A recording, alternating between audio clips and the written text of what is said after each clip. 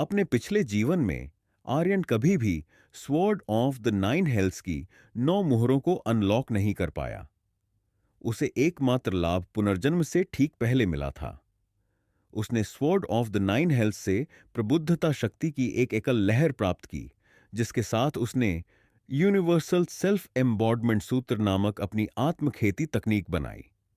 वह निश्चित था कि यूनिवर्सल सेल्फ एम्बॉडमेंट सूत्र की सूक्ष्म गहनताएं किसी भी तरह से बौद्ध और दांववादी मार्गों के सबसे ऊंचे सूत्रों अमिताभ के हेवन रिफ्लेक्टिंग सूत्र और grotto of profound light mental courtyard सूत्र से 100% अलग हैं, कम नहीं थीं। यह उनसे श्रेष्ठ भी हो सकता था। यह एब्स्ट्रूज फोर्स के स्वॉर्ड मास्टर का आत्मविश्वास था। 1,08,000 वर्षों के अनुभव के बाद यह वीरान का एकमात्र संप्रभु होने के नाते उसका निर्णय था। लेकिन जिस बात ने आर्यन को संकोच में डाला वह यह थी कि यूनिवर्सल सेल्फ एम्बॉडमेंट सूत्र अधूरा था। वह इसे केवल प्रोफाउंड दांव के इंपीरियल रेल्म तक ही विकसित कर सकता था। प्रोफाउंड दांव को 3 महान रेल्म्स में विभाजित किया गया था: profound illumination realm, profound serenity realm और प्रोफाउंड यूनिटी रेल्म। अपने पिछले जीवन में उपलब्ध सभी तरीकों के बावजूद वह यूनिवर्सल सेल्फ एम्बॉडमेंट सूत्र को केवल प्रोफाउंड इल्यूमिनेशन रेल्म तक ही प्राप्त और तैयार कर पाया था। यह इसलिए नहीं था कि वह आगे बढ़ने के लिए पर्याप्त बुद्धिमान नहीं था, बल्कि यह स्वॉर्ड ऑफ द नाइन हेल्स की मुहर से प्राप्त प्रबुद्धता की लहर की सीमा थी। मैंने पहले ही इस जीवन काल में स्वॉर्ड ऑफ द नाइन हेल्स के रहस्यों को खोलने की योजना बना ली थी। मैंने पुनर्जन्म से पहले इससे प्रबुद्धता की वह शुरुआती लहर प्राप्त की थी, तो पुनर्जन्म के बाद मैं दूसरी क्यों नहीं प्राप्त कर सकता? धीरे धीरे आर्यन का संकोच दृढ़ संकल्प में बदल गया। यूनिवर्सल सेल्फ एम्बॉडमेंट सूत्र ही सही, सार्वभौमिक आत्म अभिव्यक्ति, सार्वभौमिक परिवर्तन, इस दांववादी सूत्र का मूल यह था कि यह आत्मा को तपाने के लिए स्वर्ग और पृथ्वी की किसी भी शक्ति का उपयोग कर सकता था।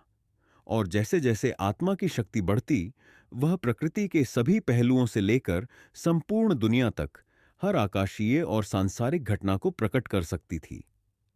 सार्वभौमिक शब्द स्वर्ग और पृथ्वी और ग्रैंड दांव को संदर्भित करता था। इस सूत्र की खेती करने पर आत्मा अपने आप में एक ब्रह्मांड जैसी बन जाती थी। यह खुद को तपाने के लिए स्वर्ग, पृथ्वी और ग्रैंड दांव की ऊर्जाओं को अवशोषित कर सकती थी, साथ ही सृष्टि के अनगिनत सूक्ष्म रहस्यों और आंतरिक गुणों को भी प्रकट कर सकती थी। इसकी अद्भुतता अवर्णनीय थी। इसे इंपीरियल रेल्म तक विकसित करने पर आप अपनी आत्मा के भीतर स्वर्ग के 10,000 दांव के निशान प्रकट कर सकते थे, जिन्हें आप अविश्वसनीय तरीकों से उपयोग में ला सकते थे। इसका मतलब था सभी रूपों में सृष्टि को प्रकट करना, अपने भीतर दुनिया बनाना।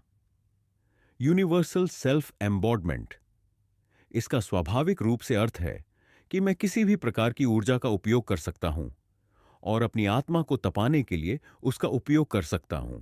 यूनिवर्सल सेल्फ एम्बॉडमेंट सूत्र निस्संदेह एज्योर कॉन्टिनेंट जैसी आध्यात्मिक रूप से बंजर जगह में आदर्श तरीका है।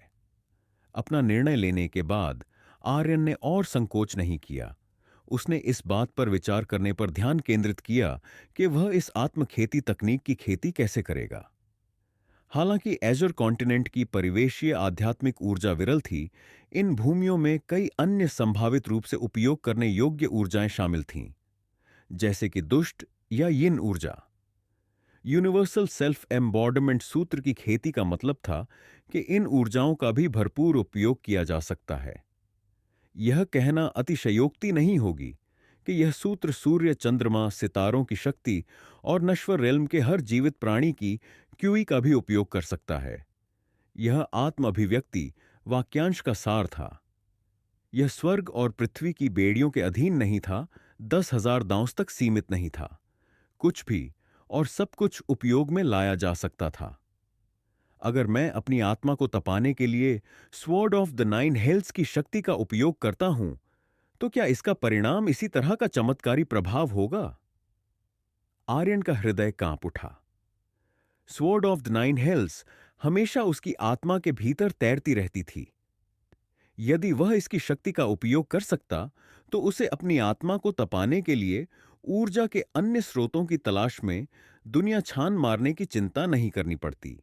इसके अलावा यूनिवर्सल सेल्फ एम्बॉडमेंट सूत्र के सूक्ष्म रहस्य पहली जगह में स्वॉर्ड ऑफ द नाइन हेल्स की 9 परत वाली मुहर से उत्पन्न हुए थे। प्रबुद्धता की उसकी शुरुआती लहर तलवार से आई थी, इसलिए यह कहना उचित था कि तलवार और सूत्र जुड़े हुए थे। आर्यन ने तुरंत इसे आजमाने का फैसला किया। भले ही उसे खतरा हो, उसे बस तुरंत रुक जाना था। आर्यन ने एक सांस में दूषित वायु बाहर निकाली, फिर अपना मन शांत किया। अपने सभी बिखरे हुए विचारों को त्यागने के बाद उसने चुपचाप यूनिवर्सल सेल्फ एम्बॉडमेंट सूत्र की खेती की विधि का संचालन किया। उसने स्वर्ग और पृथ्वी की कल्पना करने के लिए अपनी आत्मा का उपयोग किया और स्वर्ग और पृथ्वी प्रकट हुए। उसने पहाड़ों और समुद्रों की कल्पना करने के लिए अपनी आत्मा का उपयोग किया और पहाड़ और समुद्र प्रकट हुए। उसने अपनी आत्मा का उपयोग स्वॉर्ड ऑफ द नाइन हेल्स की कल्पना करने के लिए किया। उसने चुपचाप स्वॉर्ड ऑफ द नाइन हेल्स के आकार, उसकी आभा और उसके आकर्षण की कल्पना की। इसे धीरे धीरे रेखांकित किया, इसे अपने मानसिक सागर के भीतर चित्रित किया। यह ऐसा था जैसे एक अदृश्य ब्रश एक निराकार स्क्रॉल पर चित्रकारी कर रहा हो, तलवार की रूपरेखा बना रहा हो और अस्पष्ट रूप से आकर्षण को पकड़ रहा हो। धीरे धीरे उसने स्वॉर्ड ऑफ द नाइन हेल्स के चारों ओर लिपटी डिवाइन चेन्स की 9 परतों को रेखांकित किया। प्रत्येक परत का आकार, स्थिति और चमकपूर्ण विवरण में दिखाई दी, लेकिन अब भी यह असली स्वॉर्ड ऑफ द नाइन हेल्स की केवल सतही तौर पर याद दिलाने वाला था। इसके बाद आर्यन ने तलवार की आभा की कल्पना करने का प्रयास शुरू किया, क्योंकि केवल इसके सूक्ष्म आकर्षणों तक, इसकी संपूर्णता की कल्पना करके ही वह अपनी आत्मा को परिष्कृत करने के लिए इसकी शक्ति का उपयोग कर सकता था। लेकिन हालांकि आर्यन अत्यधिक सतर्क था, जैसे ही उसने तलवार की आभा की कल्पना करना शुरू किया, कुछ अप्रत्याशित हुआ। बूम! जंजीरों की 9 परतें अचानक खड़खड़ा उठीं, जो 9 पूरी तरह से भिन्न सीलिंग ऊर्जाओं का उत्सर्जन कर रही थीं। यह एक ढाते पहाड़ या सुनामी की तरह अचानक था। इस स्तर की उपस्थिति अत्यधिक भयावह थी, प्रत्येक पूरी सृष्टि को नष्ट करने में सक्षम लगती थी। वे ज्वाला की तरह निरंकुश, बर्फ की तरह ठंडी, हवा की तरह अनियंत्रित या पहाड़ों की तरह स्थिर थीं। अब सभी 9 एक साथ फूट पड़ीं, जैसे आर्यन की आत्मा के भीतर 9 देवता जाग रहे हों। उनकी संबंधित आभाएं उमड़ रही थीं। उनकी शक्तियां ऐसी लग रही थीं जैसे वे आसानी से आर्यन की आत्मा को टुकड़े टुकड़े कर देंगी। लेकिन तभी, इससे पहले कि 9 सीलिंग ऊर्जाएं उमड़ पातीं, एक धीमी, स्पष्ट गूंज सुनाई दी। स्वॉर्ड ऑफ द नाइन हेल्स हिल गई, एक विशाल, सघन, प्राचीन आभा उत्सर्जित की और मुहरों की 9 विशिष्ट ऊर्जाओं को दबा दिया। 9 डिवाइन चेन्स सभी शांत हो गईं। सब कुछ वैसा ही हो गया जैसा पहले था। Sword of the nine nines hells भी शांत हो गई, मानो कुछ ही देर पहले का वह भयानक दृश्य केवल एक मतिभ्रम था। लेकिन आर्यन पहले ही इतना स्तब्ध हो चुका था कि वह ठंडे पसीने से भीग गया था। कौन जानता था कि उसने अपने पिछले जीवन में स्वॉर्ड ऑफ द नाइन हेल्स पर शोध करने में कितने साल बिताए थे। फिर भी उसके तमाम प्रयासों के बावजूद पहले कभी ऐसा अविश्वसनीय कुछ नहीं हुआ था। किसने सोचा होगा कि केवल तलवार की कल्पना करने मात्र से ऐसी श्रृंखला प्रतिक्रिया शुरू हो जाएगी। ऐसा लगता है कि तलवार को सील करने वाली 9 डिवाइन चेन्स मेरी ऊर्जाओं को समझने के प्रयासों का पुरजोर विरोध कर रही है, जबकि स्वॉर्ड ऑफ द नाइन हेल्स ने स्वयं मुझ पर एक बहुत बड़ा उपकार किया। आर्यन के होश में आने के बाद उसने कुछ अजीब बात पर ध्यान दिया। तार्किक रूप से कहें तो जंजीरों की 9 परतें स्वॉर्ड ऑफ द नाइन हेल्स को सील करने के लिए होनी चाहिए, लेकिन ऐसा लगा कि वास्तविकता उसकी धारणाओं से मेल नहीं खाती थी। इसके विपरीत तलवार डिवाइन चेन्स को दबा रही थी। उस स्थिति में 9 परत वाली जंजीरों के भीतर जो भी रहस्य छिपा है, वह सामान्य से कहीं अधिक असाधारण है, आर्यन ने सोचा। थोड़ी देर बाद उसने सिर हिलाया, फिर उस मामले पर और ध्यान नहीं दिया। अपनी वर्तमान खेती के स्तर पर वह 9 डिवाइन चेन्स के रहस्यों को समझने के करीब भी नहीं था। उसने अपनी सांस पर नियंत्रण किया, ध्यान केंद्रित किया और फिर से कल्पना करना शुरू कर दिया।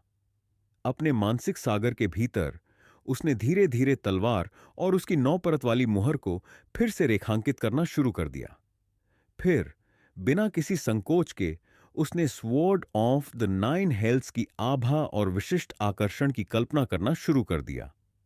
एक परिचित दृश्य दिखाई दिया। 9 डिवाइन चेन्स खड़खड़ाईं, एक भयानक ऊर्जा उत्सर्जित की।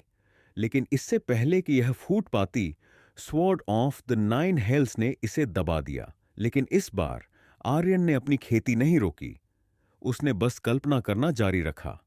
अज्ञात समय के बाद आर्यन की आत्मा ने एक अस्पष्ट, अद्भुत आकर्षण की एक फुसफुसाहट को पकड़ा और वह स्वॉर्ड ऑफ द 9 हेल्स की रूपरेखा के भीतर इसकी कल्पना करने में कामयाब रहा।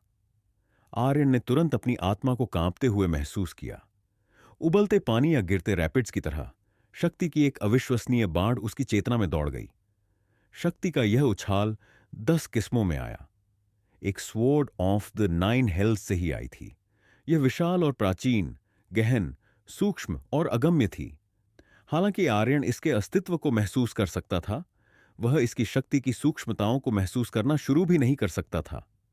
अन्य ऊर्जाएं 9 परत वाली डिवाइन चेन्स से आईं। पहली परत की जंजीरों ने हवा जैसी शक्ति उत्सर्जित की, मनमौजी, स्वच्छंद, अनियंत्रित और अतुलनीय रूप से निरंकुश। दूसरी आग की तरह धक रही थी, इतनी गर्म कि ऐसा लगता था कि यह पूरी सृष्टि को राख में जला सकती है।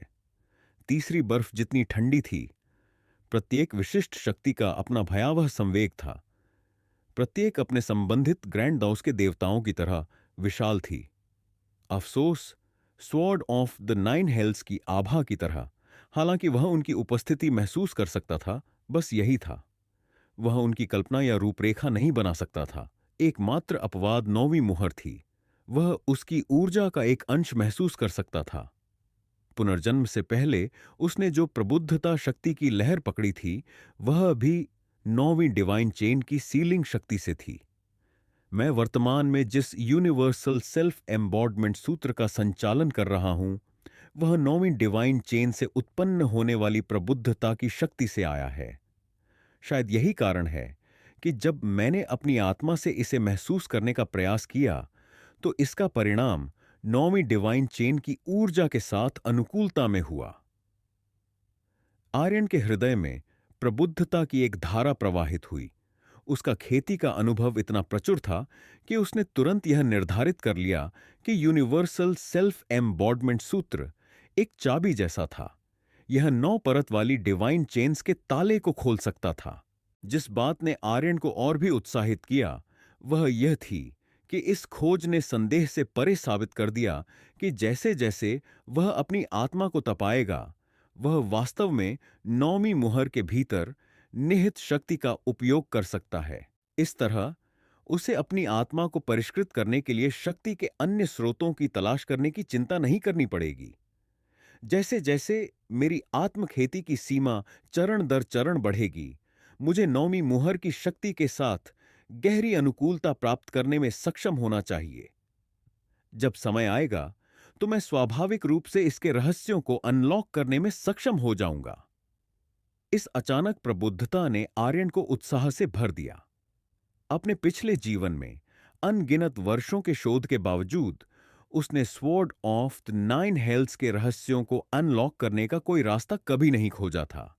लेकिन अब सुरंग के अंत में आखिरकार प्रकाश था। इसके साथ वह कदम दर कदम आगे का रास्ता बना सकता था। बेशक वह उत्साहित था, लेकिन जल्द ही आर्यन के होंठ सूक्ष्म रूप से फड़फड़ाए। वह अब भी इतना उत्साहित हो गया था कि उसकी सारी कल्पनाएं फिर से ढह गईं। लेकिन आर्यन पहले से ही संतुष्ट था। आज रात के प्रयोग का परिणाम एक विशाल फसल था। यह वह सौभाग्य था जिसे पाया जा सकता था, लेकिन खोजा नहीं जा सकता था। आखिरकार, अगर उसने अपनी आत्मा को परिष्कृत करने के लिए यूनिवर्सल सेल्फ एम्बॉडमेंट सूत्र का उपयोग करने का फैसला नहीं किया होता, तो वह इन सभी उत्कृष्ट गहनताओं को कैसे खोज पाता। अगले दिन दोपहर, आसमान चमकीला और साफ था और हवा हल्की और ताजा थी। आर्यन ने अपने नीले वस्त्र पहने हुए थे, उसके गहरे बाल जुड़े में बंधे थे। अपने दाहिने हाथ में अपनी बांस की छड़ी पकड़े हुए वह अपने कक्ष से बाहर निकला। फिर वह बिना किसी हिचकिचाहट के सीधे आंगन से बाहर निकल गया। क्लिक। जिस क्षण उसने दरवाजे पर ताला लगाया, उसने प्रभावी रूप से अपने जीवन के इस चरण के अंत की घोषणा कर दी। एक बिल्कुल नई यात्रा पर पर्दा खुलने वाला था। अपना ध्यान रखिएगा श्रीमान।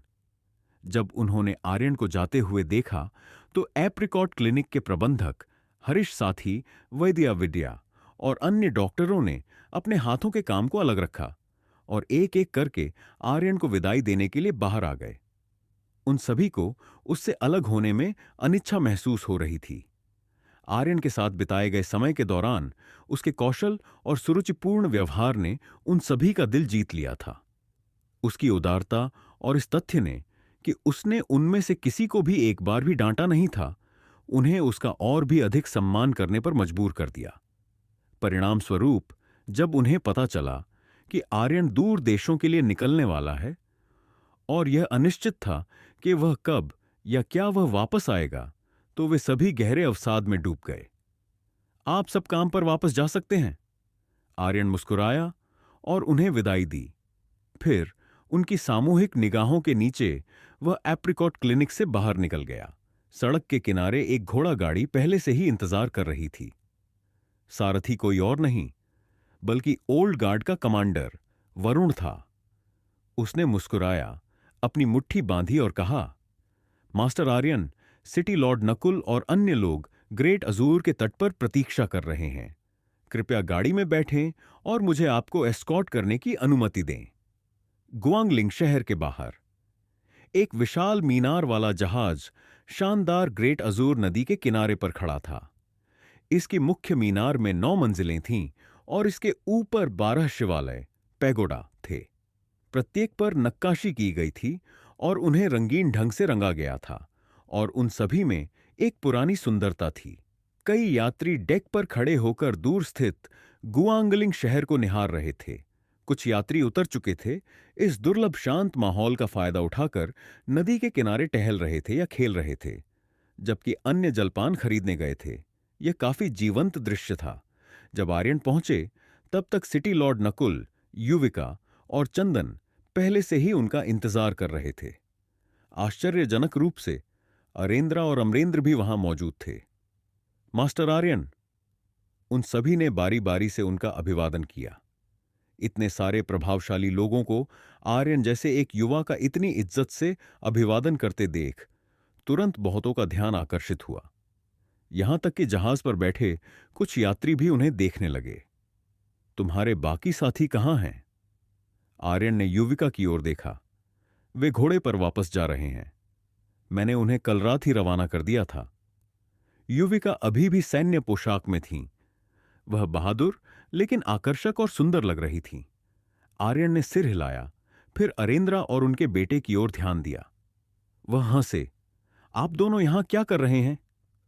अरेंद्रा ने तुरंत मुस्कुराते हुए कहा, मास्टर आर्यन, अब जब आपने पूछा ही है तो यह वास्तव में एक संयोग है। मैं अगले कुछ दिनों में अमरेंद्र को ब्लू रिवर स्वॉर्ड मैनर में खेती के लिए भेजने की योजना बना रहा था। कल रात सिटी लॉर्ड नकुल ने मुझे बताया कि आप इसी जहाज से प्रांतीय राजधानी की ओर जा रहे हैं। इसीलिए मैंने सोचा कि क्या मेरे बेटे के लिए आपके साथ यात्रा करना संभव हो सकता है। मैंने आज पूछताछ की और सच में कुछ खाली सीटें बची हुई थीं। इसलिए मैं अपने बेटे को लेकर जल्दी से यहां आ गया। आर्यन हंसे लेकिन कुछ नहीं कहा। अमरेंद्र थोड़ा असहज लग रहे थे। यह सभी के लिए स्पष्ट था कि यह तथाकथित संयोग बिल्कुल नहीं था। लेकिन जब उन्होंने देखा कि आर्यन को कोई आपत्ति नहीं थी तो नकुल और चंदन ने इस बात पर कोई टिप्पणी नहीं की। वे बस चुपचाप मुस्कुराए। केवल युविका अपवाद थीं। उनकी भौहें संदेह में तन गईं। कल रात चंदन काका ने कहा था कि मीनार वाला जहाज पूरी तरह से बुक है। हमें केवल सिटी लॉर्ड नकुल के प्रयासों के कारण ही जगह मिली। कहीं टिकट बेचने वाला हमें धोखा तो नहीं दे रहा था? अरेंद्रा खां से। मिस युविका, एक पुरानी कहावत है जो इसे अच्छी तरह से बयां करती है। पैसा दुनिया को चलाता है। पर्याप्त नकद की पेशकश करो और तुम्हें जरूर कोई ऐसा व्यक्ति मिल जाएगा जो अपनी जगह छोड़ने को तैयार हो। युविका तुरंत समझ गई। आह, तो आपने बस पैसे से समस्या हल कर दी। मैं भी ऐसा कर सकती हूं, मैं भी ऐसा कर सकती हूं, तुम क्या कह रही हो? आर्यन को हंसी रोके नहीं रुकी। जब वे बातचीत कर रहे थे तभी तांबे जैसी त्वचा, भाले जैसी दाढ़ी, धूसर ग्रे वस्त्र और दृढ़ अभिव्यक्ति वाला एक व्यक्ति करीब आया। धूसर वस्त्र वाले बुजुर्ग ने पूछा, अरे नकुल, हम बस निकलने ही वाले हैं। क्या ये वही प्रतिष्ठित मेहमान हैं जिनके बारे में तुमने बात की थी? उन्होंने पुराने धूसर योद्धा के कपड़े पहने थे। कमर पर कृपाण और धनुष था। अपनी उम्र के बावजूद वह प्रभावशाली थे और उनसे हल्की हत्या की भावना निकल रही थी। जब वह बोले तो उनकी नजर समूह पर पड़ी। उन्होंने सीधे आर्यन, अमरेंद्र और युविका, इन तीनों युवाओं को नजरअंदाज कर दिया। यह तब हुआ जब उनकी नजर चंदन पर पड़ी कि वह संक्षिप्त रूप से रुके और उनकी भौहें हल्के आश्चर्य में उठ गईं। ठीक है। नकुल ने सिर हिलाया, मुस्कुराया और उनका परिचय कराया। ये रोमिंग सिटी ऑफ कॉमर्स के गार्ड कमांडर यशवंत हैं। उन्होंने स्प्रिट मार्शल मार्किस की ग्रीन प्लेट आर्मी के तहत 20 साल तक लड़ाई लड़ी। उन्होंने 10,000 योद्धाओं की कमान संभाली और उनका पूरा मार्शल दांव युद्ध के मैदान पर हासिल और निखारा गया। वह जितने बहादुर और वीर हो सकते हैं उतने हैं। धूसर वस्त्र वाले यशवंत ने उन्हें हाथ से हटा दिया। अरे नकुल, मेरी चापलूसी करने की जरूरत नहीं है। हाल फिलहाल में मैं एक विनम्र सुरक्षा गार्ड के अलावा और कुछ नहीं हूं। तुम कह सकते हो कि मैंने अपना जीवन इस नाव को समर्पित कर दिया है। यशवंत की आपत्तियों के बावजूद चंदन ने अपनी मुट्ठियां जोड़ी। तो आप स्पिरिट मार्शल मार्किस चंद्र प्रताप के अधीन एक मार्शल आर्टिस्ट थे। मैं पहले आपको न पहचानने के लिए माफी मांगता हूं। स्पिरिट मार्शल मार्किस चंद्र प्रताप, वह ग्रेट जोऊ राजवंश के 18 विदेशी उपनाम वाले मार्किसों में शीर्ष 5 में थे। चंद्र प्रताप और उनकी green plate army blood thistle Yao पर्वत में तैनात थी। उन्होंने अनगिनत राक्षसों को मारा था, विशाल सैन्य योग्यता अर्जित की थी और उनका नाम पूरे राष्ट्र में गूंजता था। यशवंत ने हल्के आश्चर्य में कहा, दोस्त, तुम हमारे मार्किस को जानते हो? मैं एक बार मार्किस चंद्र प्रताप को महान जेड स्नेक का वध करते हुए देखने के लिए भाग्यशाली रहा था। उनका आचरण एक देवता जैसा था। मैं आज तक उनकी बहुत प्रशंसा करता हूं। यशवंत का चेहरा खिल उठा। एक बार जब सब लोग जहाज पर चढ़ जाएंगे तो मैं तुम्हें पीने के लिए आमंत्रित कर रहा हूं। चलो हम अच्छे से बातचीत करते हैं। फिर उन्होंने आसमान की ओर देखा और कहा, चलने का समय हो गया है। सब लोग कृपया मेरे पीछे जहाज पर चलिए।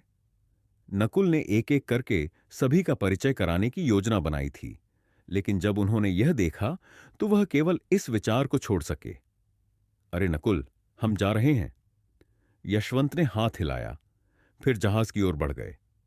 आर्यन और उनके साथी उनके पीछे हो लिए। ज्यादा देर नहीं लगी, सभी यात्री वापस जहाज पर सवार हो गए। विशाल मीनार वाले जहाज के धीरे धीरे आंखों से ओझल हो जाने के बाद ही नकुल, वरुण और अरेंद्र ने अपनी नजरें हटाईं। नकुल ने भावना के साथ आह भरी। एक बुद्धिमान व्यक्ति झुककर रहता है और सही मौके का इंतजार करता है। कौन जानता है कि मास्टर आर्यन क्लाउड रिवर प्रांतीय राजधानी की अपनी यात्रा के दौरान कितनी हलचल मचाएंगे। उन्हें एक पूर्वाभास था कि आर्यन की क्षमताओं के साथ वह आसानी से प्रांतीय राजधानी में तूफान ला सकते हैं। वरुण और अरेंद्रा के दिलों में भी भावनाएं उमड़ रही थीं। एक युवा व्यक्ति ने मीनार वाले जहाज के 12 मंडपों, पैवेलियनों में से एक के अपने कमरे की अलंकृत खिड़की से उन्हें जहाज पर चढ़ते देखा। फिर वह अपने साथी की ओर मुड़ा और बड़े चाव से पूछा, मार्शल आंटी किंजल, क्या आप बता सकती हैं कि नीले कपड़े पहने वह युवा कौन है? उन्होंने हल्के बैंगनी रंग के वस्त्र पहने थे और उन्होंने पंखों वाला मुकुट पहना हुआ था। उनकी कमर में एक जेड बेल्ट थी और वह सुंदर और सीधे कद के थे। वह अपने हाथ पीठ के पीछे रखकर खड़े थे, जिससे एक निराकार कुलीनता की हवा निकल रही थी। खिड़की की जाली से टिककर उदासीनता से बैठी महिला ने कहा, अगर तुम किसी को पूछने भेजोगे तो तुम्हें पता चल जाएगा, है ना? वह लगभग 17 या 18 की लग रही थीं। उनके नैन नक्श पूरी तरह से सुडौल थे और उनके काले बाल पोनीटेल में बंधे थे। उनकी त्वचा चीनी मिट्टी के बर्तन जैसी चिकनी और नाजुक लग रही थी, और उनकी भौहों के नीचे उनकी आंखें चाकू की तरह चमक रही थीं। उनका शरीर प्रशंसा के लायक था, और हालांकि उनके कपड़े सादे, सफेद और ढीले ढाले थे, फिर भी वे उनके भरपूर सीने या नाजुक कमर को छिपा नहीं पाए। वह पूरी तरह से सादी थीं। उनके बर्फ जैसी सफेद कलाई पर जेड कंगन के अलावा उनकी पोशाक एकदम सादी थी, जो उनके गोरे रंग को और भी उभार रहा था। मार्शल आंटी किंजल, आप हर तरह से परफेक्ट हैं, सिवाय इसके कि आप बहुत आलसी हैं। आप किसी भी चीज की परवाह नहीं करती हैं। यह अच्छी बात नहीं है, आप जानती हैं। पंखों वाले मुकुट में बैंगनी वस्त्र वाले युवक ने आह भरी और सिर हिलाया। महिला ने आलस्य से फुसफुसाते हुए कहा, ये सांसारिक मामले राक्षसों को मारने जितने संतोषजनक नहीं हैं, और यहां चिंता करने लायक कुछ भी नहीं है। इसके अलावा इस ऑपरेशन में मैं केवल तुम्हारी सुरक्षा सुनिश्चित करने के लिए जिम्मेदार हूं। मैं किसी और चीज से परेशान नहीं हो सकती। फिर वह मुड़ी और सोफे पर चढ़ गई, अपने उस प्रशंसनीय शरीर को फैलाया और अपनी तेज सुंदर आंखें बंद कर लीं। वह एक आलसी छोटी बिल्ली की तरह थीं, जरा भी गरिमामय नहीं, फिर भी एक अनियंत्रित जंगली सुंदरता के साथ। बैंगनी वस्त्र वाला युवक खुद से अचंभित था और उसका दिल कांप गया। लेकिन जब उसे याद आया कि उसकी यह मार्शल आंटी गुस्सा होने पर कितनी क्रूर हो जाती थीं, तो वह कांप उठा और फिर दूसरी ओर देखा। जाओ और आराम करो मार्शल आंटी, मैं टहलने जा रहा हूं। वह मुड़ा और कमरे से निकल गया। लड़की के गुलाबी होंठ खुले और उसने अस्पष्ट रूप से बुदबुदाया, अगर तुम खतरे में पड़ो तो बस चिल्लाना। एक पल बाद वह गहरी नींद में थी। युवक ने मुस्कुराते हुए कहा, जिसे जरा भी चिंता नहीं थी, खतरा? यह स्प्रिट मार्शल मार्किस का मीनार वाला जहाज है, यहां क्या खतरा हो सकता है? वह कमरे से बाहर निकला और फिर दरवाजा बंद कर दिया। युवराज, एक अधेड़ उम्र का व्यक्ति बाहर पहरा दे रहा था, जिसका आचरण पहाड़ की तरह स्थिर और गंभीर था। दिनेश पंखों वाले मुकुट में युवक ने याद दिलाया, हमें इस ऑपरेशन के दौरान गोपनीयता बनाए रखनी है और हम किसी भी संदिग्ध व्यक्ति को जहाज पर नहीं आने दे सकते। दिनेश, जाओ और उस समूह की पृष्ठभूमि की जांच करो जिसे अभी अभी यशवंत जहाज पर लेकर आया है। याद रखना, विनम्र रहना और हमारी पहचान उजागर मत करना। अधेड़ उम्र के दिनेश ने गंभीरता से कहा, जी हुजूर। लेकिन जब उन्होंने देखा कि बैंगनी वस्त्र वाला युवक दरवाजे की ओर बढ़ रहा है, तो दिनेश खुद को पूछने से रोक नहीं पाए, युवराज, आप कहां जा रहे हैं? श्श! मुकुट वाले युवक ने अपनी उंगली होंठों पर रखी। फिर उसने गुप्त रूप से दरवाजे की ओर देखा और फुसफुसाया, मैं एक शतरंज का खेल खेलने के लिए मिस चारू को ढूंढने जा रहा हूं। अगर मैं उन्हें कोई धुन बजाते हुए सुन पाऊं तो और भी अच्छा होगा। दिनेश ने स्पष्ट चिंता के साथ कहा, युवराज, एहतियात के तौर पर बेहतर होगा कि मिस किंजल आपके साथ जाए। इस तरह मैं भी आराम से रह पाऊंगा। लेकिन मुकुट वाले युवक ने उनकी उपेक्षा की और फिर खुद ही चला गया। दिनेश खुद को मुंह बिगाड़ने से रोक नहीं पाए। उनके युवराज हर तरह से परफेक्ट होंगे, सिवाय इसके कि वह थोड़े ज्यादा आशिक मिजाज हैं। उन्होंने सिर हिलाया, फिर जल्दी से मुड़े और चले गए। उन्होंने फैसला किया कि वह पहले यशवंत को ढूंढेंगे और उस समूह के बारे में पूछेंगे जो अभी अभी मीनार वाले जहाज पर सवार हुआ था। कमरे के भीतर वापस गहरी नींद में सोई किंजल ठंडी हंसी हंसी। पुरुष सब एक जैसे होते हैं। वेन परिवार का फ्लोरल टी हाउस। कुलमाता ने उस पत्र की जांच की जो उन्होंने अभी अभी लिखा था। यह पत्र आर्या को संबोधित था। इसकी सामग्री सरल थी। इसमें अनिवार्य रूप से उन्हें यही बताया गया था कि यदि वह आर्यन से मिलती है तो उन्हें उसके साथ एक राहगीर जैसा व्यवहार करना चाहिए और इससे भी महत्वपूर्ण बात यह थी कि पत्र में कहा गया था कि उन्हें अपनी शादी को तोड़ने में इतनी जल्दी नहीं करनी चाहिए। ऐसा इसलिए था क्योंकि कुलमाता के अनुमान के अनुसार आर्यन जितनी अधिक हलचल मचाएगा, वह मौत के उतना ही करीब होगा। एक बार जब आर्यन खुद को मार डालेगा तो उनका विवाह अनुबंध अपने आप समाप्त हो जाएगा। पत्र को कई बार ध्यान से पढ़ने के बाद यह सुनिश्चित करने के लिए कि उन्होंने अपना संदेश स्पष्ट रूप से पहुंचाया है, ताकि कोई गलतफहमी न हो, उन्होंने एक लिफाफा ढूंढा और उसे सील कर दिया। तभी दरवाजे के बाहर से एक नौकर ने सूचना दी, कुलमाता, अभी अभी वेन परिवार के दामाद आर्यन मीनार वाले जहाज पर सवार होकर शहर से निकल गए हैं।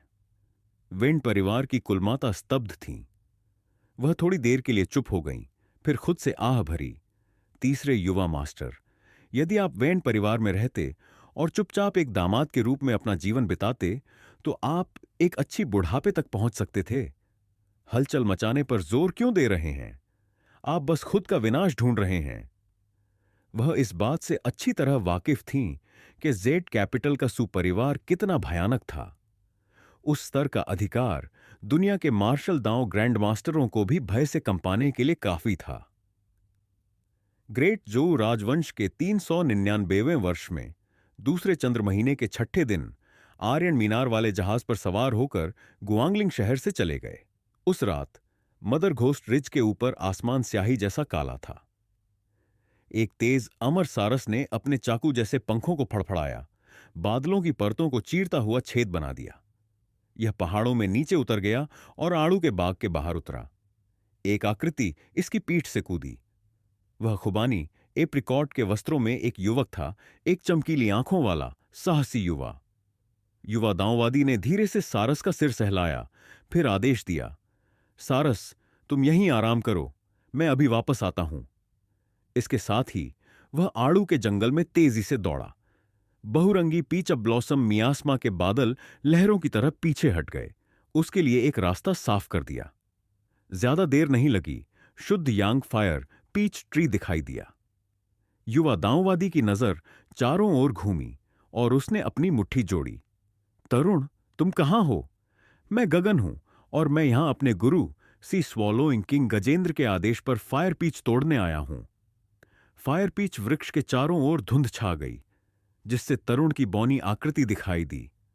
उसने संदेह से कहा, क्या तुम सागर निगलने वाले राजा के शिष्य हो? यह मेरे गुरु का आदेश टोकन है। युवा दांववादी मुस्कुराया और एक जेड पदक बाहर निकाला और उसे हवा में लहराया। उस पर बादल खुदे हुए थे जो ग अक्षर में घनीभूत हो गए थे। तरुण तुरंत श्रद्धा से भर गया। कृपया मुझे व्यक्तिगत रूप से आपका स्वागत करने के लिए बाहर न आने के लिए क्षमा करें। गगन ने पदक वापस रख लिया। मेरे गुरु के अनुमान के अनुसार अब तक वृक्ष पर पके हुए फायर पीच होने चाहिए। मुझे उन्हें मेरे लिए लाने के लिए आपको कष्ट देना पड़ेगा। तरुण अड़ गया, फिर हिचकिचाते हुए बोला, युवा स्वामी, मैं आपसे झूठ नहीं बोलूंगा। आप एक कदम देर से आए। अभी 2 दिन पहले वास्तव में 3 पके हुए फायर पीच थे, लेकिन कोई पहले ही आकर उन्हें ले गया। गगन ने त्योरी चढ़ाई, उन्हें किसने लिया? तरुण ने तुरंत पत्थर के शिलालेख की ओर इशारा किया। युवा स्वामी, कृपया देखें। गगन ने देखा और अनौपचारिक रूप से सुरुचिपूर्ण पाठ की एक नई पंक्ति देखी। महान जोऊ के कैलेंडर के दूसरे महीने के चौथे दिन आर्यन ने 3 फायर पीच लिए और चले गए। गगन की त्योरी और भी गहरी हो गई। यह आर्यन कौन है? तरुण का दिल कांप गया। युवा स्वामी, आर्यन विशाल अलौकिक शक्तियों वाला एक रहस्यवादी गुरु है। उसके तरीके अविश्वसनीय हैं। मेरे दृष्टिकोण से वह नश्वर धरातल पर उतरने वाले किसी निष्कासित अमर के समान है, एक उत्कृष्ट अस्तित्व है, लेकिन मुझे डर है कि मैं उसकी उत्पत्ति नहीं जानता। गगन ने एक क्षण सोचा, फिर कहा, वह अच्छी तरह से जानता था कि मेरे गुरु ने बहुत पहले इस भूमि पर दावा किया था, फिर भी उसने फायर पीच लेकर जाने की हिम्मत की, और यहां तक कि गुरु के पत्थर के शिलालेख पर अपना नाम भी छोड़ा। किसी साधारण व्यक्ति में ऐसा करने का साहस नहीं होगा। तरुण ने सावधानी से कहा, युवा स्वामी, मुझे नहीं लगता कि रहस्यवादी गुरु आर्यन दुष्ट हैं। वह अधिक प्रबुद्ध प्राणी जैसा लग रहा था। जाने से पहले उसने कहा था कि यदि महामहिम सागर निगलने वाला राजा किसी को दोष देना चाहते हैं तो उन्हें सीधे उसे खोजना चाहिए। वह मेरे गुरु से भी नहीं डरता। गगन के चेहरे पर आश्चर्य आ गया। उसने सोचा, फिर पूछा, क्या तुम्हें याद है कि वह कैसा दिखता है? तरुण ने जल्दी से कहा, बस एक पल, कृपया। फिर उसने फायर पीच वृक्ष से एक हरी पत्ती तोड़ी और अपने नाखून का उपयोग करके एक आकृति उकेरी। आध्यात्मिक प्रकाश के एक विस्फोट के साथ पत्ती की सतह पर एक लंबा, दुबला पतला व्यक्ति दिखाई दिया। उसने एक बांस की छड़ी पकड़ रखी थी और उसके बाल बंधे हुए थे। उसमें एक अलौकिक, दूसरी दुनिया की हवा थी। गगन ने छवि का बारीकी से निरीक्षण किया, दंग रह गया। और यहां मैंने सोचा था कि वह पुरानी पीढ़ी का कोई विशेषज्ञ है। कौन जानता था कि वह एक जवान आदमी होगा? तरुण ने समझाया, यह भी संभव है कि उसने चिड़ यौवन की कला में महारत हासिल कर ली हो। आखिरकार रहस्यवादी गुरु आर्यन जैसा कोई व्यक्ति सांसारिक दुनिया के साधारण मार्शल कलाकारों से बहुत पहले ही ऊपर उठ चुका है। गगन ने उस पर नजर डाली। ऐसा लगता है कि तुम इस आर्यन से काफी डरे हुए हो। तरुण ने जल्दी से कहा, मैं आपसे झूठ नहीं बोलूंगा। रहस्यवादी गुरु आर्यन के लिए मुझे केवल विस्मय और श्रद्धा महसूस होती है। ओह, गगन ने कहा। वह रुका, फिर गरजते हुए अपनी आवाज में चिल्लाया, तरुण! बौने का शरीर अकड़ गया और उसने सहज रूप से ऊपर देखा। फिर गगन की आंखों में हल्की बैंगनी रोशनी की चमक देखी। तरुण ने अपनी आत्मा में एक गुंजन महसूस किया। फिर वह सारी चेतना खो बैठा और वहीं जम गया। गगन के सुंदर चेहरे पर शायद ही समझ में आने वाली निराशा का संकेत उभरा। बूढ़े आदमी, मैं आत्मा की खोज तुम पर छोड़ता हूं। मैं बस यह जानना चाहता हूं कि तरुण सच कह रहा है या नहीं। जैसे ही उसने यह कहा, उसकी आत्मा के भीतर कुछ धड़क उठा। जल्द ही धीमी, कर्कश हंसी का एक विस्फोट हुआ। बदले में शुद्ध यांग फायर पीच प्राप्त करने के बाद तुम्हें मुझे आधा देना होगा। गगन को पीड़ा हुई। तुम्हारे स्तर के अस्तित्व को ऐसी निम्न श्रेणी की आध्यात्मिक सामग्रियों की आवश्यकता नहीं है ना? यह सच है, मुझे चौथे स्तर के फायर पीच की आवश्यकता नहीं है, लेकिन वे नियम हैं। मेरा लक्ष्य तुम्हें यह समझाना है, कुछ पाने के लिए तुम्हें पहले संगत कीमत चुकानी होगी। कर्कश आवाज जारी रही, मेहनत करो जवान आदमी। जितना अधिक तुम निवेश करोगे उतना अधिक तुम्हें मिलेगा। मेरे यहां रहने से तुम स्वर्ग के चुने हुए पुत्र हो। दांव में तुम्हारी भविष्य की उपलब्धियां तुम्हारे गुरु से 100 गुना नहीं, 1000 गुना अधिक होंगी, मुझे यकीन है। उसका लहजा लुभाने के लिए बनाया गया लग रहा था, लेकिन गगन सिर्फ हंसा। बूढ़े आदमी, यदि तुम वास्तव में इतने महान होते तो तुम्हें मेरी आत्मा के भीतर शरण लेने की क्या आवश्यकता होती? और जब मैं अपने गुरु के सामने होता हूं तो तुम हमेशा एक आह भी कहने से बहुत डरते हो। अब देखो, तुम ऐसे डींग मार रहे हो। क्या तुम्हें खुद पर शर्म नहीं आती? वह कर्कश आवाज शांत हो गई, फिर आह भरी। झींगा उथले पानी में अजगर को सता सकता है और कुत्ते खुले मैदानों में बाघों को धमका सकते हैं। अगर ऐसा ना होता तो इसे भूल जाओ, इसमें जाने की जरूरत नहीं है।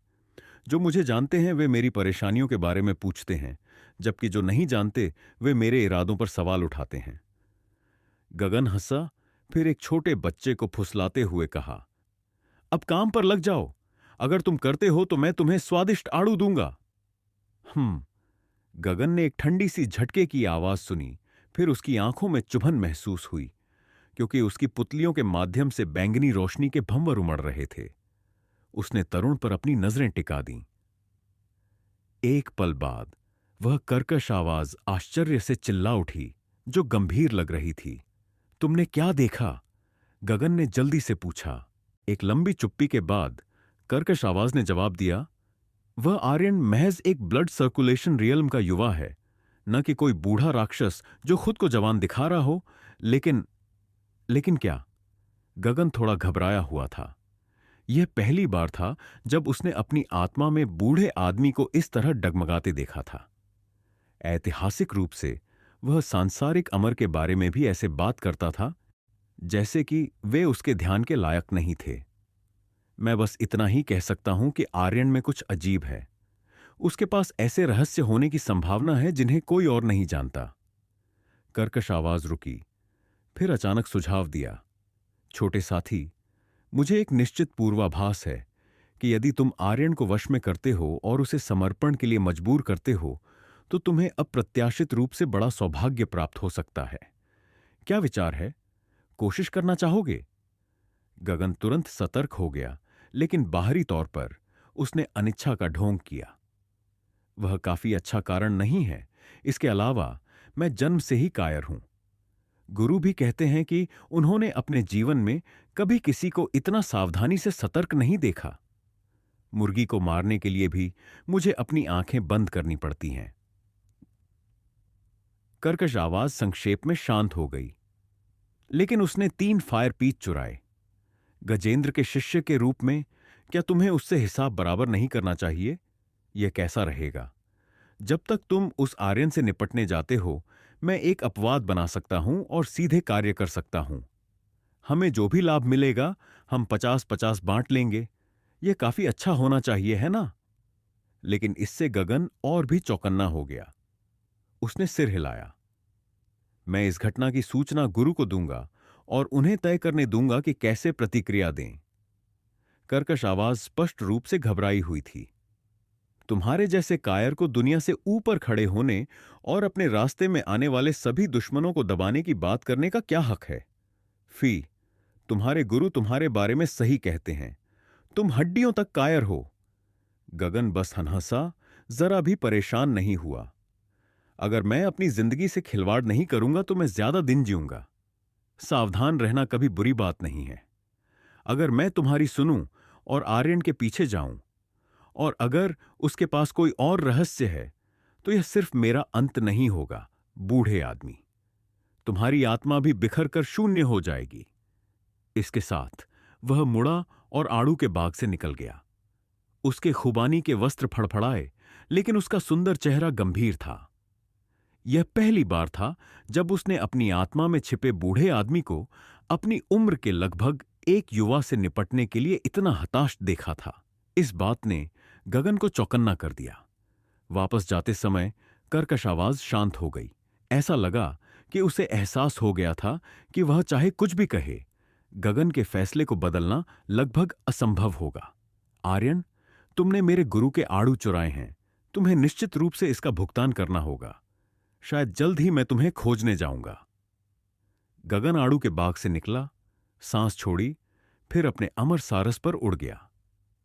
महान नीली नदी के ऊपर एक विशाल मीनार वाली नाव तैर रही थी। 9वां मंडप। युविका ने स्पष्ट रूप से कहा, गुरु आर्यन, इस मंडप में 2 मंजिलें हैं। आप दूसरी मंजिल ले लीजिए और हम पहली मंजिल लेंगे। मीनार वाले जहाज में 9 मंजिलें थीं, साथ ही 12 अकेले मंडप भी थे। एक मंडप पर कब्जा करना सिर्फ पैसे का मामला नहीं था, इसके लिए पर्याप्त कनेक्शन की भी आवश्यकता थी। उनके मंडप को ही लें। यह नकुल का यशवंत के साथ संबंध था, जिसने उन्हें अंदर आने दिया। यह जगह सच में अच्छी है। आर्मेंद्र ने चारों ओर देखा, उसका दिल भावनाओं से भरा था। मंडप में केवल 2 मंजिलें थीं, लेकिन इसका अपना आंगन था और यह पूरी तरह से सुसज्जित था और दैनिक आवश्यकताओं से लैस था। सजावट में पुराने जमाने का आकर्षण था और जालीदार खिड़कियों से उन्हें महान नीली नदी के किनारों का स्पष्ट दृश्य दिखाई देता था। आर्यन ने बेफिक्री से कहा, क्या तुम भी यहीं रुकोगे? मैं। आर्मेंद्र बहुत लुभाया हुआ था। उसके पिता ने उसे मीनार वाले जहाज पर एक कमरा दिलाने के लिए बहुत पैसा खर्च किया था। उसका केबिन मुख्य मीनार की 9 मंजिलों के भीतर था और वह भी एक प्रथम श्रेणी का कमरा था। लेकिन वह एक अकेले मंडप से कैसे तुलना कर सकता था? यह कैसा रहेगा? दूसरी मंजिल पर 2 कमरे हैं, तुम उनमें से एक ले लो। आर्यन को ऐसे विवरणों की परवाह क्यों होगी? वह आगे बढ़ा और आर्मेंद्र की ओर से फैसला कर लिया। आर्मेंद्र तुरंत मुस्कुरा उठा। वह इतना खुश था कि खुद को बार बार आर्यन को धन्यवाद देने से नहीं रोक सका। युविका खुद को उसका पुनर्मूल्यांकन करने से नहीं रोक सकी। उसने महसूस किया कि आर्यन उससे ज्यादा आर्मेंद्र के करीब लग रहा था। सब कुछ व्यवस्थित होने के बाद समूह आंगन में मेज पर बैठ गया, चाय पी और आराम किया। चंदन अचानक बोला, गुरु आर्यन। यशवंत के साथ मेरी बातचीत के दौरान उसने मुझे यह बताने पर जोर दिया कि मीनार वाले जहाज की पहली 5 मंजिलों पर 800 स्पिरिट बीस्ट्स पिंजरे में बंद हैं। वे सभी ब्लडथिसल राक्षस पर्वत के हैं। वे सभी स्पिरिट मार्शल मार्क्विस की ग्रीन प्लेट सेना द्वारा जीवित पकड़े गए युद्ध के लूट हैं। उसने हमें उनसे दूर रहने का आग्रह किया। Spirit beasts? आर्यन दंग रह गया। इतने सारे जानवरों को जीवित क्यों पकड़ा गया? महान जो में कई दुर्गम क्षेत्र थे। ऐसी जगहें खतरनाक थीं और वे आम तौर पर स्पिरिट बीस्ट्स और अन्य राक्षसों का घर थीं। ब्लडथिसल राक्षस पर्वत को ही लें, जहां स्पिरिट मार्शल मार्क्विस तैनात था। यह महान जो के प्रसिद्ध 8 महान राक्षस पर्वतों में से एक था। महान जो ने खतरे के स्तर के आधार पर स्पिरिट बीस्ट्स को 9 स्तरों में विभाजित किया। स्तर 1 सबसे कमजोर था। वे साधारण जंगली जानवरों की तुलना में केवल थोड़े अधिक शक्तिशाली थे। स्तर 9 सबसे मजबूत था। ऐसे जानवरों में पहले से ही कुछ हद तक चेतना थी और उनमें जन्मजात प्रतिभा और जन्मजात राक्षस ऊर्जा थी। साधारण मार्शल दाव ग्रैंड मास्टर को उनसे सामना होने पर अपनी जान बचाकर भागना पड़ता था। केवल जन्मजात योद्धा पूर्वाज के पास ही लड़ने का मौका होता था। महान जो के भीतर स्तर 9 से ऊपर के स्तर की अफवाहें थीं। लोगों ने कहा कि याओलिंग या राक्षस आत्माएं भी मौजूद थीं। ये सांसारिक अमर के साथ प्रतिस्पर्धा करने में सक्षम भयानक अस्तित्व थे। लेकिन निश्चित रूप से आर्यन जानता था कि यह वर्गीकरण प्रणाली केवल नीले महाद्वीप एजोर कॉन्टिनेंट पर लागू होती थी। द वाइल्ड्स के 9 प्रांतों में यहां तक कि छोटे साधारण संप्रदाय भी तथाकथित याओलिंग को आसानी से खत्म कर सकते थे। चंदन ने समझाया, अधिकांश स्पिरिट बीस्ट्स को शिखर स्तरीय गुटों द्वारा खरीदने के लिए प्रांतीय राजधानी की ओर ले जाया जा रहा है। उनका उपयोग योद्धाओं के मार्शल दांव को तेज करने के लिए सान के पत्थरों के रूप में किया जाता है। Heavens origin academy, blue river sword manor, governor estate, साथ ही हमारा युआन परिवार जैसे गुट साल भर युद्ध के मैदान से जीवित जानवर खरीदते हैं। यह पूरे महान जो में आम चलन है। आखिरकार एक योद्धा जिसने कभी रक्तपात का अनुभव नहीं किया है, वह इस उपाधि के योग्य नहीं है। जब उसने यह सुना तो आर्मेंद्र का चेहरा शर्म से तमतमा गया। अपने जीवन के इतने वर्षों के बावजूद उसने कभी एक स्पिरिट बीस्ट को देखा भी नहीं था। उसे मारना तो दूर की बात थी। वह फुसफुसाते हुए पूछे बिना नहीं रह सका, युआन कुमारी, क्या आपने पहले कभी किसी स्पिरिट बीस्ट को मारा है? युविका ने अपनी आंखें घुमाईं और फिर उपहास करते हुए कहा, जब मैं 9 साल की थी तब मैंने एक चाकू का इस्तेमाल करके एक सारस आत्मा को मार डाला था। उस दिन से मैंने सप्ताह में एक बार किसी न किसी प्रकार के स्पिरिट बीस्ट को मारना निश्चित किया है। मेरे हाथों से कितने राक्षसों का नाश हुआ है, इसका हिसाब मैं बहुत पहले ही खो चुकी हूं। तुम पूछ रहे हो क्या मैंने कभी किसी को मारा है? क्या मजाक है? उसके चमकदार गुलाबी होंठ अनकहे गर्व से ऊपर की ओर मुड़ गए। युआन कुमारी, आपके शब्द दिल में छुरा घोंपने जैसे हैं। आर्मेंद्र को अचानक अपना चेहरा ढककर कमरे से भागने की तीव्र इच्छा महसूस हुई। चंदन यह सब देखकर मुस्कुराए, लेकिन जब उन्होंने महसूस किया कि आर्यन को कोई दिलचस्पी नहीं है, तो उन्होंने तुरंत विषय बदल दिया। यशवंत के अनुसार टावरशिप पर एक रहस्यमय वीआईपी मेहमान है। वह इस समय पहले मंडप में ठहरा हुआ है। वह कौन है? युविका ने उत्सुकता से पूछा। यशवंत को भी पक्का पता नहीं था। वह बस इतना जानता है कि स्पिरिट मार्शल मार्किस चंद्र प्रताप ने उसे जहाज पर लाने के लिए कुछ जुगाड़ किया है। उसे संदेह है कि वह किसी कुलीन परिवार का बेटा है। हालांकि उसके साथ केवल 4 अंगरक्षक हैं, लेकिन उनमें से हर एक की खेती क्यूई एक्यूम्यूलेशन रियल्म की है। युविका की सुंदर आंखें अचानक गंभीर हो गईं। वह निश्चित रूप से ठाठ बाट से यात्रा कर रहा है। मुझे डर है कि जेड कैपिटल में भी केवल शीर्ष स्तरीय कुलों और गुटों के वंशज ही ऐसा उपचार प्राप्त कर सकते हैं। नहीं, इस युवा कुलीन के बारे में बस इतना ही नहीं है। उसके साथ एक महिला भी है, और हालांकि वह केवल 17 या 18 वर्ष की है, क्यू एक्यूम्यूलेशन के विशेषज्ञ यशवंत ने उसका सामना करते हुए अपने दिल को हिलते हुए महसूस किया। उनके अनुसार यह अत्यधिक संभावना है कि वह एक मार्शल दांव ग्रैंड मास्टर है। क्या? युविका और अरमेंद्रा दोनों ने एक साथ उद्गार किया। 17 साल की मार्शल दांव ग्रैंड मास्टर? क्या इस दुनिया में वाकई ऐसे दैत्य मौजूद हैं? यह सिर्फ यशवंत का अनुमान है। मुझे भी नहीं पता कि यह सच है या नहीं, लेकिन मैं जिस बात को लेकर निश्चित हो सकता हूं वह यह है कि इस युवा स्वामी की उत्पत्ति सरल नहीं है। जैसे ही उन्होंने यह कहा, चंदन ने पाया कि आर्यन शांत और संयमित होकर बस अपनी चाय पी रहे थे, जैसे कि इस विषय ने भी उनमें बिल्कुल कोई रुचि पैदा न की हो। चंदन आह भरे बिना नहीं रह सके। मुझे आश्चर्य है, इस दुनिया में मास्टर आर्यन जैसे व्यक्ति की रुचि किस चीज में जाग सकती है? धन, अधिकार, महिलाएं? मुझे डर है कि इनमें से कुछ भी पर्याप्त नहीं होगा। अचानक कोहरे और बारिश की तरह अलौकिक एक वीणा की स्पष्ट मधुर ध्वनि दूर से आई। धुन में एक काव्यात्मक सुरम्य आकर्षण था जिसने श्रोताओं को एक मदहोश सपने में भेज दिया। वे रुककर ध्यान से सुनने लगे, लेकिन हालांकि किसी और ने ध्यान नहीं दिया, इस ध्वनि पर आर्यन की भौहें तन गईं। संगीत फीका पड़ने के बाद ही अरमेंद्रा अपनी प्रशंसा को रोक नहीं पाए। वह बस दिव्य था। यह वसंत की हवा जितना कोमल और सुखदायक था, मैं तरोताजा महसूस कर रहा हूं।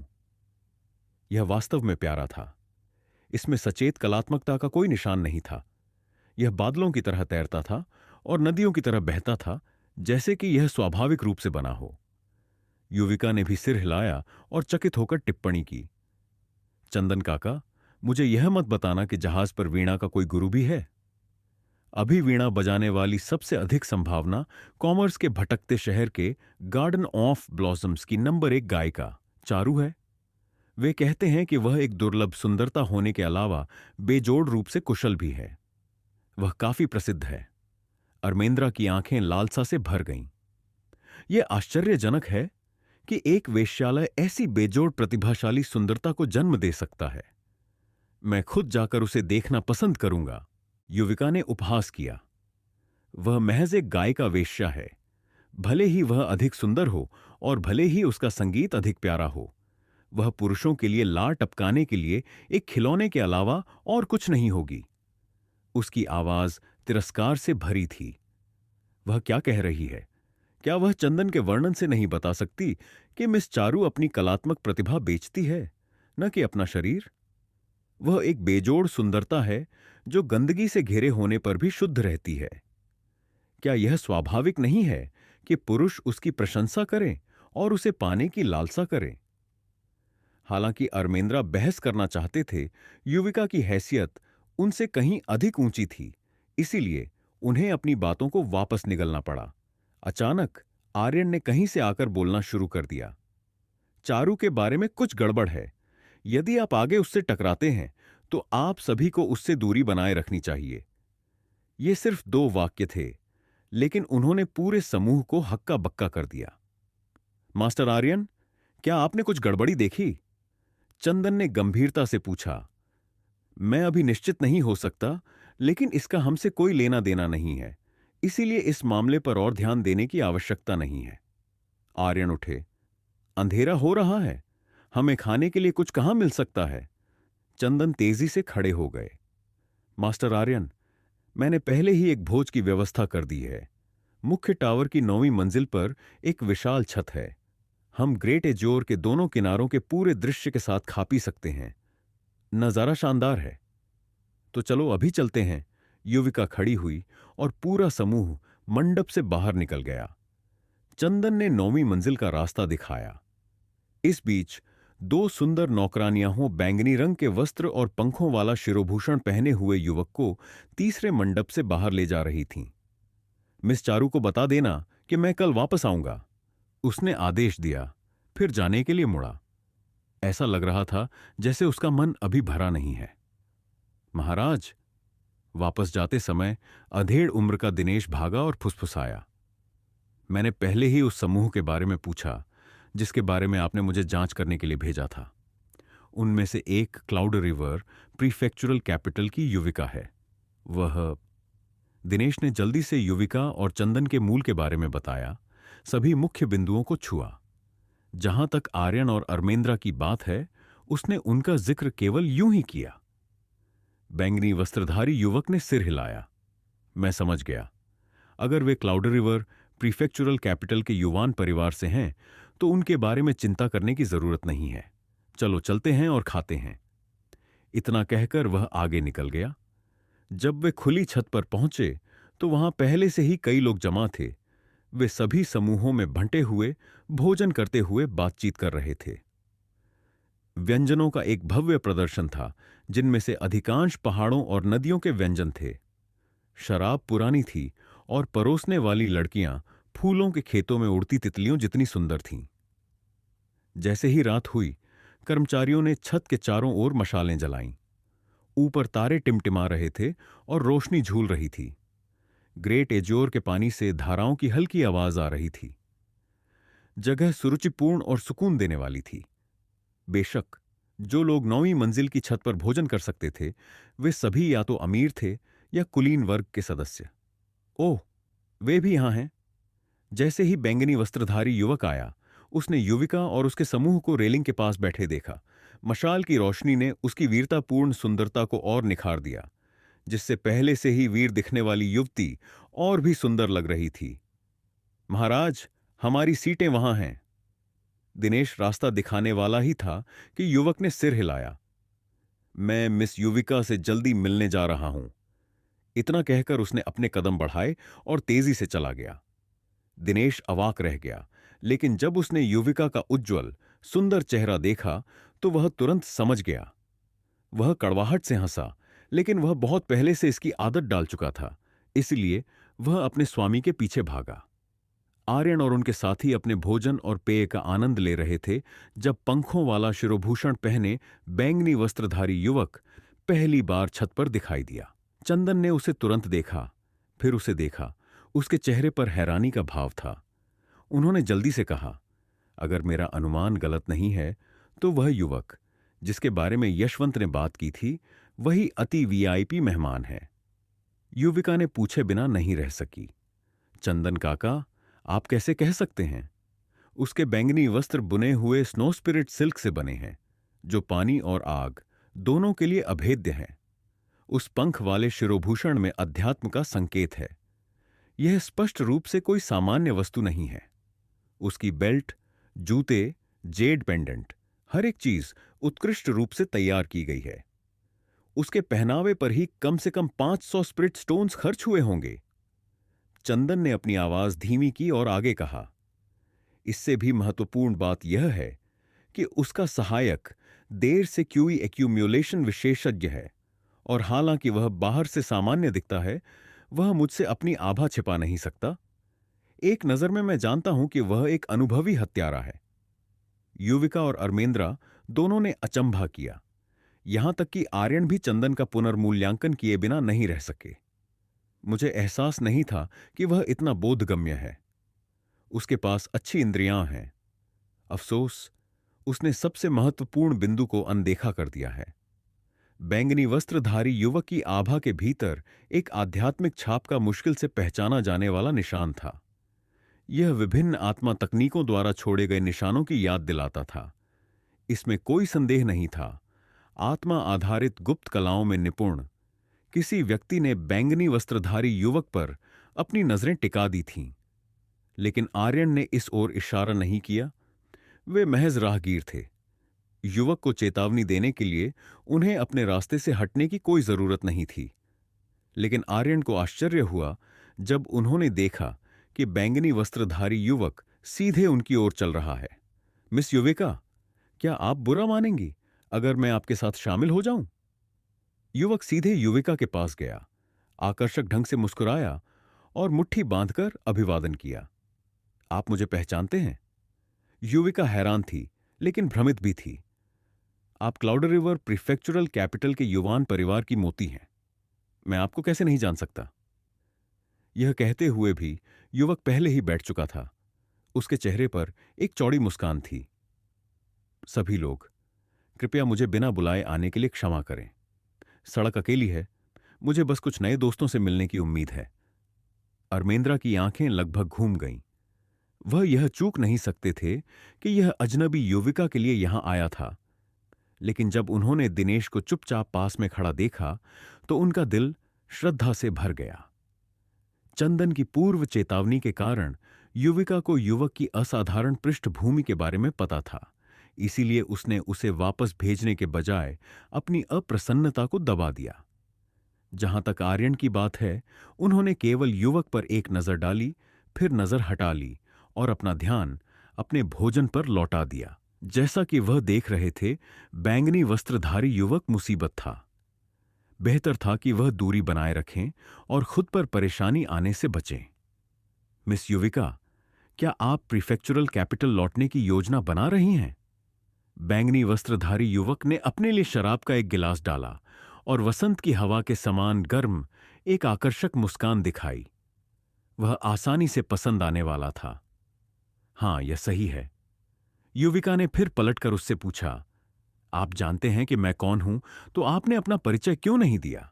यह थोड़ा अशिष्ट है, आप जानते हैं। बैंगनी वस्त्रधारी युवक जम गया, फिर अपनी मुट्ठी बांधी और मुस्कुराया। मैं लापरवाह था। मेरा नाम जिल्ली है और मैं जेड कैपिटल से हूं। मैं भी क्लाउड रिवर प्रीफेक्चुरल कैपिटल जा रहा हूं। अरमेंद्रा ने बीच में टोकते हुए कहा, युवा स्वामी जिल्ली, क्या मैं इतनी गुस्ताखी कर सकता हूं कि पूछ सकूं कि आप प्रीफेक्चुरल कैपिटल किस लिए जा रहे हैं?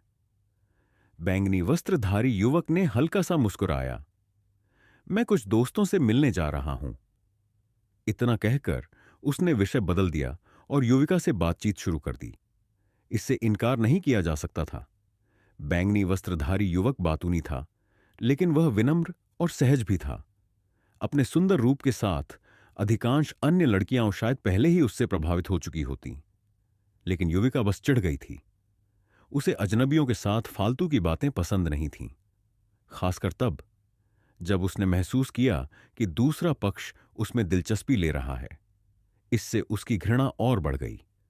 अगर यह तथ्य न होता कि वह उसकी उत्पत्ति नहीं जानती थी, तो वह अब तक अपना आपा खो चुकी होती।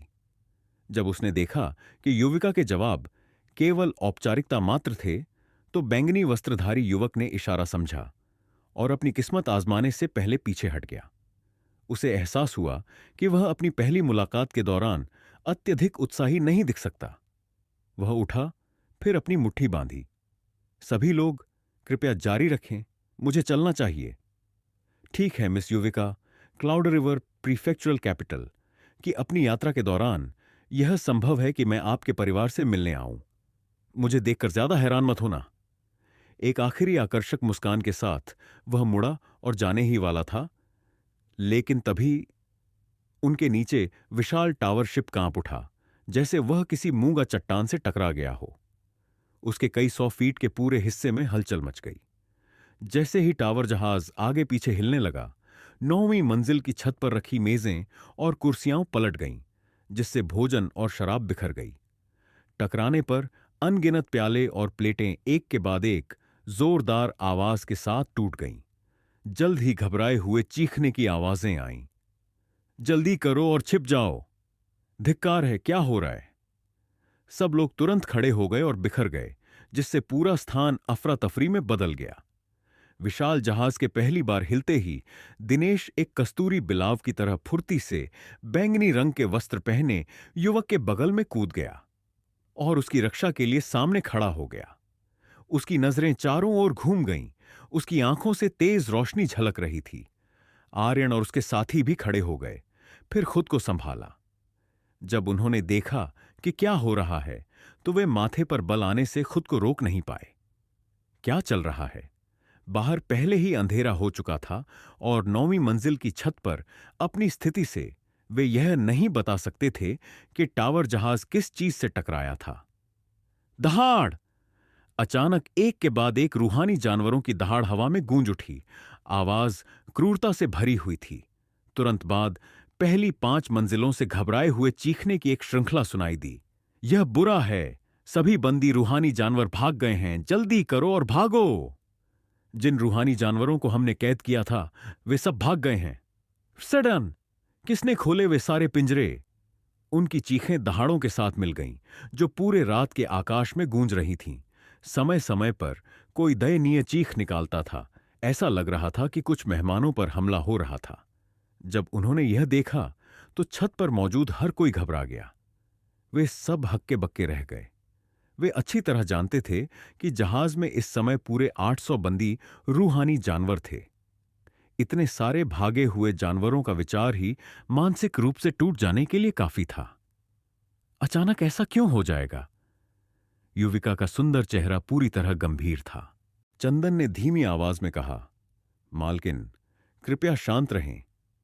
यशवंत और उसके अधीनस्थों की शक्ति को देखते हुए मुट्ठी भर जानवरों से निपटना मुश्किल नहीं होगा।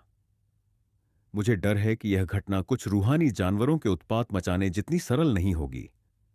आर्मेंद्र ने आह भरी।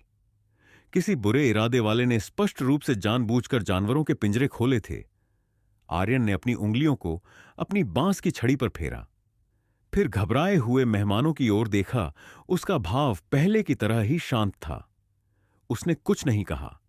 तभी बैंगनी वस्त्रों में लिपटा युवक युविका की ओर बढ़ा और मुस्कुराते हुए उसे दिलासा दिया। वह पूरी तरह से शांत लग रहा था। कुमारी युविका, कृपया निश्चिंत रहें। मैं यहां हूं और मैं आपको कोई नुकसान नहीं होने दूंगा। यह आदमी कितनी बातें कर सकता है? आर्मेंद्र ने मन ही मन कटाक्ष किया। युविका ने अपनी पतली भौहें सिकोड़ी। धन्यवाद, लेकिन जैसा मुझे लगता है आपको पहले खुद की रक्षा करने की चिंता करनी चाहिए। युवक ने उसे एक और आकर्षक मुस्कान दी। पिछले 1 साल में मैंने अनगिनत खतरों पर काबू पाया है। इस तरह की एक छोटी सी घटना क्या मायने रखती है? अगर आप मेरी अहंकार के लिए मुझे माफ करेंगी, अगर मैं भी इस संकट को हल नहीं कर सकता, तो मुझे डर है कि सवार कोई भी व्यक्ति आपदा से नहीं बच पाएगा। उसने यह कहा, फिर मुस्कुराया। निश्चित रूप से ऐसा कुछ नहीं होगा। आर्मेंद्र स्तब्ध रह गया। एक पल बीता जब उसने युवा रईस के निहितार्थों को समझा। उसे मजाक आए बिना नहीं रहा। क्या वह कह रहा है कि वह इस जहाज पर सबसे मजबूत व्यक्ति है? वह आर्यन की ओर देखे बिना नहीं रह सका, सिर्फ यह देखने के लिए कि आर्यन हमेशा की तरह शांत लग रहा था, जैसे उसने सुना ही न हो कि बैंगनी वस्त्रों वाला युवक क्या कह रहा था। आर्मेंद्र ने मन ही मन सोचा, देखो, यही तो आर्यन भाई हैं। उन्हें तो तुम्हारी बातों पर ध्यान देने की भी परवाह नहीं है। तभी समूह की तीव्र इंद्रियों ने उन्हें सतर्क किया कि यद्यपि जहाज अब हिल नहीं रहा था, वह मजबूती से एक ही स्थान पर रुक गया था। लेकिन रूहानी जानवरों की लगातार दहाड़ें अब भी गड़गड़ाहट की तरह गूंज रही थीं, रात के आकाश को भर रही थीं और पूरे जहाज में बिखरे यात्रियों की चीखों के साथ मिल रही थीं। सभी के चेहरे गंभीर थे। सौभाग्य से यह 9वीं मंजिल की छत थी। यहां कोई जानवर नहीं आएगा, कम से कम कुछ देर के लिए तो नहीं। अचानक योद्धा के वस्त्रों में एक आदमी मंच पर तेजी से आया। वह बैंगनी वस्त्रों वाले युवक के पास भागा और उसके कान में कुछ फुसफुसाया। युवक ने तुरंत अपने आदेश दिए, उन्हें बताओ कि उन्हें मेरी सुरक्षा के बारे में चिंता करने की जरूरत नहीं है। एक बार जब तुम उनसे दोबारा मिलो तो जाकर यशवंत को रूहानी जानवरों का वध करने में मदद करो। इस स्थिति को जितनी जल्दी हो सके नियंत्रण में लाओ। जी मालिक। योद्धा के वस्त्रों वाले आदमी ने अपनी मुट्ठी जोड़ी, फिर चला गया। वह क्यूई एक्यूम्यूलेशन रियल्म के अंतिम चरण का एक और सख्त आदमी है। चंदन की आंखें थोड़ी सिकुड़ गईं। बैंगनी वस्त्रों वाले युवक ने तब युविका को देखकर मुस्कुराया। मेरे अधीनस्थ ने अभी अभी सूचना दी कि किसी ने जानबूझकर रूहानी जानवरों के पिंजरों को खोल दिया है और यशवंत वर्तमान में अपने अधीनस्थों को लड़ाई में आगे बढ़ा रहा है। मैंने पहले ही अपने आदमियों को मदद के लिए भेज दिया है। मुझे विश्वास है कि जल्द ही हम इस घटना को सुलझा लेंगे। उसके शब्द सहज और आत्मविश्वास से भरे थे। लेकिन तभी आर्यन अचानक बोल पड़ा, हमें निकल जाना चाहिए। इससे पहले कि शब्द उसके होंठों से निकलते वह मुड़ा और दूर चला गया। वह जा रहा है इस समय? युविका, आर्मेंद्र और चंदन चकित रह गए, लेकिन अपनी भ्रम की स्थिति के बावजूद वे जल्दी से उसके पीछे चले गए। बैंगनी वस्त्रों वाले युवक की आंखें शून्य हो गईं और उसने थोड़ी निराशा महसूस की। उसने इस अवसर का उपयोग युविका से बातचीत करने के लिए करने की योजना बनाई थी। किसने सोचा होगा कि आर्यन बस यूं ही चला जाएगा। अगर वह जाना चाहता है तो जाने दो, लेकिन उसे युविका और अन्य लोगों को अपने साथ क्यों ले जाना है? यह युवक की गरिमा का अपमान था। वह चिल्लाए बिना नहीं रह सका। राक्षस इस समय जहाज पर हमला कर रहे हैं, फिर भी तुम जाना चाहते हो? तुम कितने बेवकूफ हो। अगर तुम अपनी जान फेंकना चाहते हो तो ठीक है, लेकिन दूसरों को अपने साथ नीचे मत खींचो। तुम कितने स्वार्थी हो सकते हो। जब उसे गुस्सा आया तो उसने एक ऐसे व्यक्ति का आभास कराया जिसे लंबे समय से शक्ति की आदत थी। उसने पहले ही अपने अंगरक्षकों से आर्यन की पृष्ठभूमि जान ली थी। वह जानता था कि आर्यन ग्वांगलिंग सिटी जैसे पिछड़े शहर का एक घर जमाई के अलावा और कुछ नहीं था, और इसके अलावा वह केवल ब्लड सर्कुलेशन रियल्म में था। उसके बारे में केवल एक ही प्रशंसनीय बात थी कि कुछ दिन पहले आर्यन ने ड्रैगन गेट बैंक्वेट में शीर्ष स्थान प्राप्त किया था। लेकिन बैंगनी वस्त्रों वाले युवक जैसे ऊंचे रईस की नजर में इस तरह की एक छोटी सी उपलब्धि ध्यान देने योग्य नहीं थी। इसीलिए उसने आर्यन को खुले तौर पर फटकार लगाने की हिम्मत की। आर्यन के साथियों के चेहरे बदल गए, लेकिन आर्यन ने स्वयं केवल शांति से जवाब दिया, यदि आप मेरी बेरुखी को माफ करेंगे, तो यदि हम आपके साथ यहां रुके तो हम और अधिक खतरे में पड़ जाएंगे। आपने शायद पहले ही अंदाजा लगा लिया होगा कि आज रात यह घटना क्यों हुई। उसका क्या मतलब है? बैंगनी वस्त्रों वाले युवक का चेहरा काला पड़ गया और उसकी आंखों में ठंडी रोशनी चमक उठी, लेकिन आर्यन के शब्द बिल्कुल सही जगह लगे थे। आर्यन के साथी चौंके बिना नहीं रह सके। क्या मास्टर आर्यन ने कुछ महसूस किया? सौभाग्य और आपदा भाग्य के हाथ में नहीं होते, लोग खुद ही अपना भाग्य लेकर आते हैं। आपको ध्यान रखना चाहिए। शुभकामनाएं। आर्यन ने सिर हिलाया, अपना पैर उठाया और बस जाने ही वाला था जब दिनेश ने उसका रास्ता रोक दिया। उसने ठंडी निगाहों से घूर कर कहा, युवक, तुम्हारे खुद को समझाने के बाद जाना बहुत देर नहीं होगी। उसके शब्दों में एक छिपा हुआ खतरा था। चंदन तुरंत खड़ा हो गया और गरजा, दोस्त, यह महज एक छोटा सा मौखिक विवाद था। दूसरों को धमकाने की क्या जरूरत है? क्या हम सब पीछे हट सकते हैं? इसे इतना आगे ले जाने की कोई जरूरत नहीं है। दिनेश ने उसे नजरअंदाज कर दिया और इसके बजाय बैंगनी रंग के युवक की ओर देखा। युवक पहले ही गुस्सा था। उसने आर्यन को घूरते हुए कहा, कुमारी, युविका के प्रति सम्मान के कारण ही मैंने तुम्हें रोकने की जहमत उठाई। चूंकि तुम अपनी जान फेंकने पर अड्ढे हो तो ठीक है, आगे बढ़ो, लेकिन दूसरों को अपने साथ नीचे मत खींचो। अगर हम अपनी जान फेंकना चाहते हैं तो इसका तुमसे क्या लेना देना है? आर्मेंद्र ठंडी हंसी हंसा। अशिष्ट! दिनेश का चेहरा गहरा हो गया और वह कुछ कहने ही वाला था जब बैंगनी वस्त्रों वाले युवक ने अधीरता से हाथ हिलाया। बस, उसने कहा, उन्हें जाने दो। मैंने पहले कभी इतना जानबूझकर अज्ञानी समूह नहीं देखा है। फिर उसने युविका की ओर मुड़कर अत्यंत आत्मविश्वास से कहा, कुमारी युविका, कृपया शांत रहें। मैं गारंटी देता हूं कि आप मेरे साथ यहीं सबसे सुरक्षित हैं। लेकिन युविका ने केवल सिर हिलाया। नहीं, मैं मास्टर आर्यन के साथ रहना चाहती हूं। वह रुकी, फिर जोड़ा, युवा मालिक झोरावर, मैंने भी पहले कुछ ऐसा ही अनुभव किया है, इसीलिए मैं आपसे आग्रह करती हूं कि शांत हो जाएं और विचार करें कि मास्टर आर्यन ने ऐसा क्यों कहा। बिना किसी कारण के गुस्सा ना हो। क्रोध केवल आपके निर्णय में त्रुटियों को जन्म देगा। वह ईमानदार लग रही थी और वह थी भी। हर शब्द सीधे दिल से निकला था। उसने यह सबक कठिन तरीके से सीखा था। लेकिन बैंगनी वस्त्रों वाला युवक स्तब्ध रह गया। उसे लगभग अपने कानों पर विश्वास नहीं हुआ। उसके दिल में पूर्ण बेतुकेपन की भावना भर गई। युआन परिवार की गौरवशाली बेटी मेरे शब्दों पर भरोसा करने के बजाय ब्लड सर्कुलेशन रियल्म के किसी युवक के साथ अपनी जान गंवाना पसंद करेगी। और उसने तो मुझे अपना दिमाग ठंडा करने और मास्टर आर्यन के शब्दों पर विचार करने का भी आग्रह किया। युवक का गुस्सा इतना जबरदस्त था कि वह हंसे बिना नहीं रह सका। उसकी उच्च पदवी को देखते हुए पहले कभी किसी ने उसे इस तरह व्याख्यान नहीं दिया था। जिस बात ने उसे सबसे ज्यादा नाराज किया वह यह थी कि उसे व्याख्यान देने वाली वह लड़की थी जिसकी वह काफी प्रशंसा करता था। अंत में उसका उत्साह कम हो गया और उसने आह भरी।